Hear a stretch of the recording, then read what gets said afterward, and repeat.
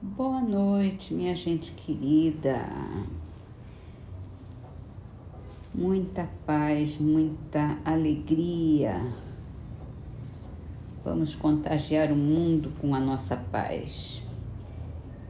Vamos começar as nossas leituras com o livro Canteiro de Ideias, psicografado por Chico Xavier, com uma frase de Meimei. Espalhe bondade e coragem, suportando com paciência as forças contrárias que porventura se levantem, querendo barrar seus passos. Muita paciência para a gente perseverar com bondade, com coragem, com amor e prosseguir na nossa missão nessa terra. Passamos para o Livro dos Espíritos. A gente está falando agora sobre mortificações, sobre privações voluntárias. E a pergunta é se o ser humano merece censura por querer o bem-estar, o seu próprio bem-estar. É natural o desejo do bem-estar. Deus só proíbe o abuso, que é contrário à conservação. Ele não condena a procura do bem-estar, desde que não seja conseguido à custa dos outros e não venha a diminuí-los nem as forças físicas, nem as forças morais.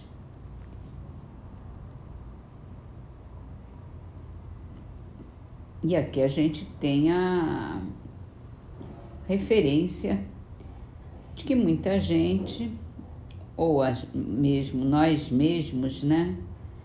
Às vezes, graças ao conforto físico, a gente acaba deixando de fazer o que é necessário para o bem dos outros. A gente deixa nossos compromissos, as nossas obrigações meio de lado para aproveitar o conforto, a tecnologia, as diversões da vida. Isso quando não faz às custas do trabalho dos outros, à custa do sofrimento até dos outros, né?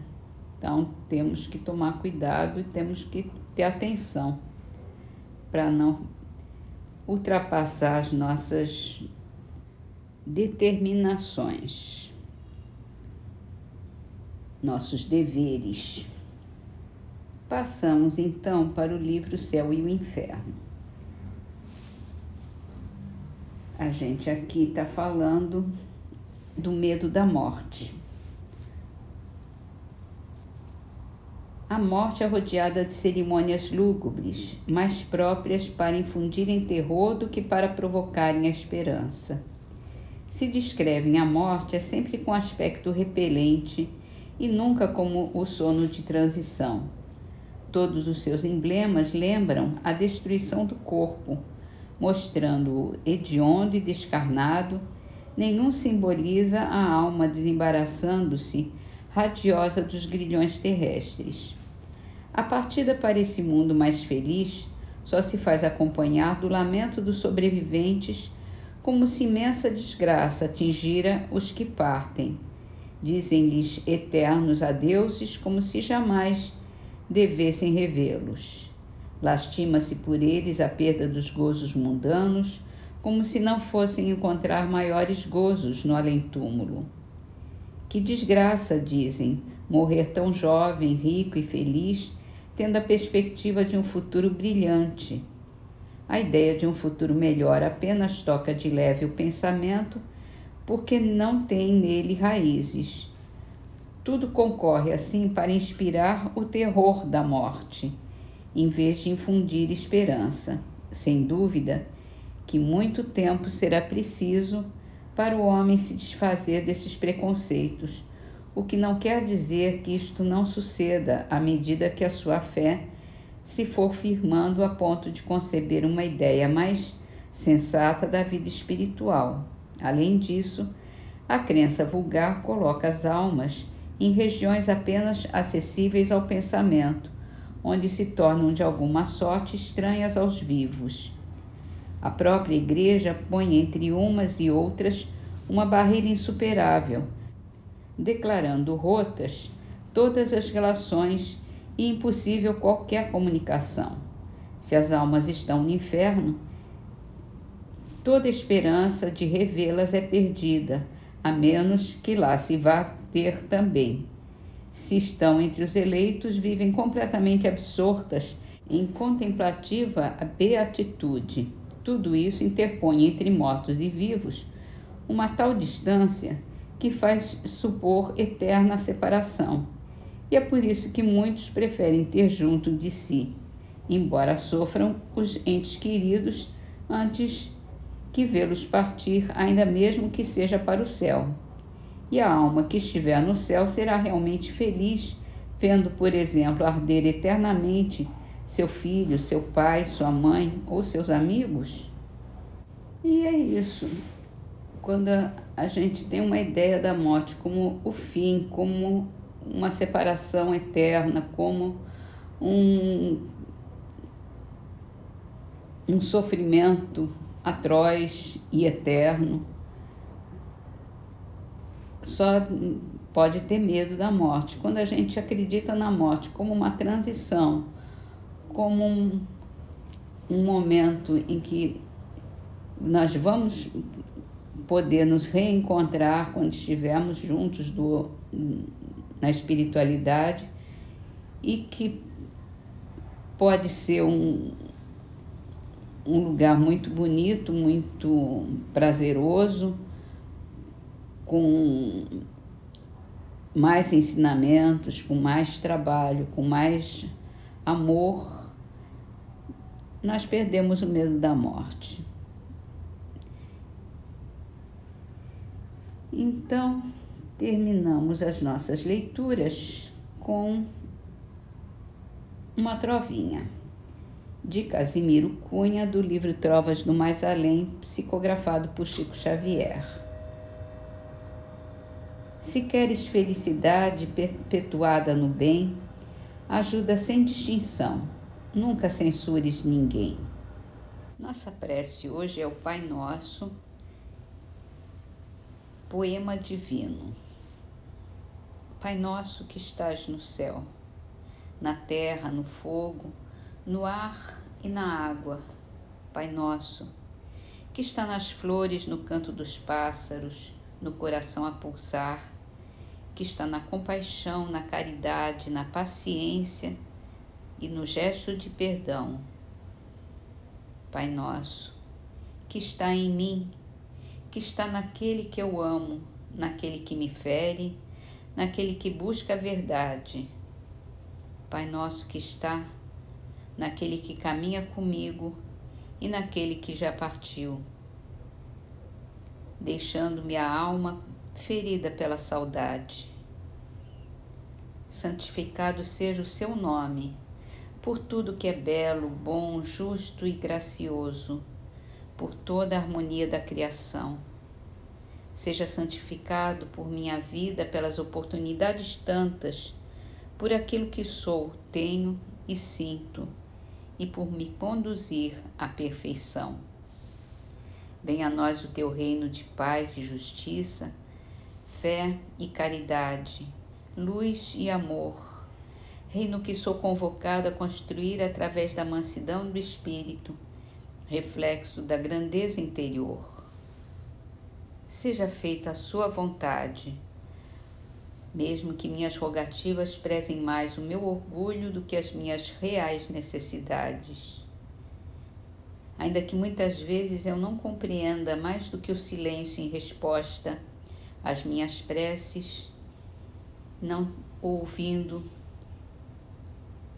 dizer: filho, aguarda toda a eternidade é sua. Pão nosso de cada dia me dá hoje e que eu possa dividi-lo com meu irmão. As condições materiais que agora tenho de nada servem se não me lembro de quem vive na aflição. Pão do corpo, pão da alma, pão que é vida, verdade e luz, pão que vem trazer alento e alegria. É o Evangelho de Jesus. Perdoa as minhas ofensas, os meus erros, as minhas faltas.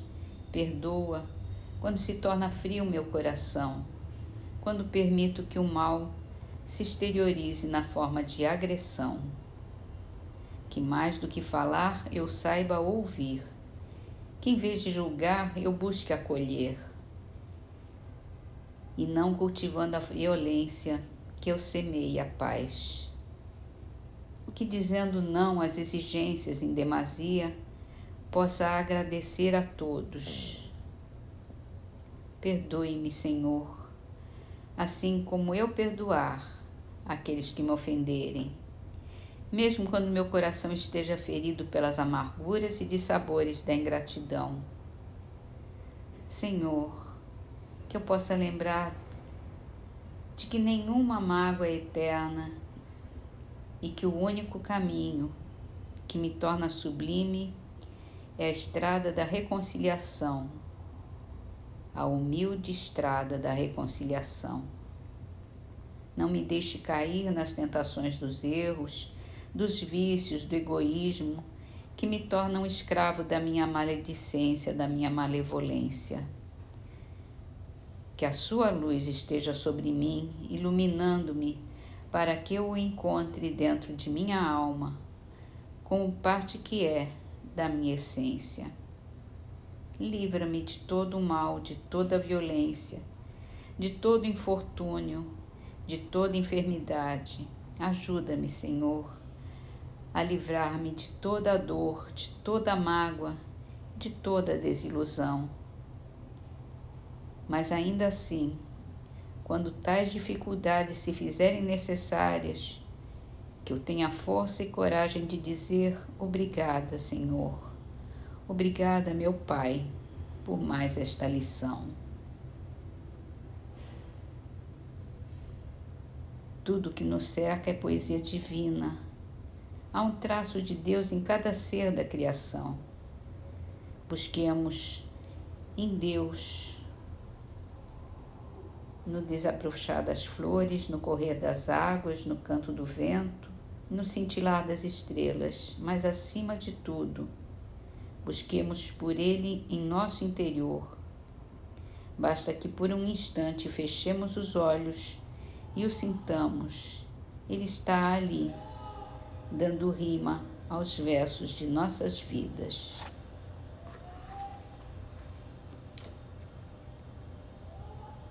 Obrigada, Senhor. Obrigada, meu Deus.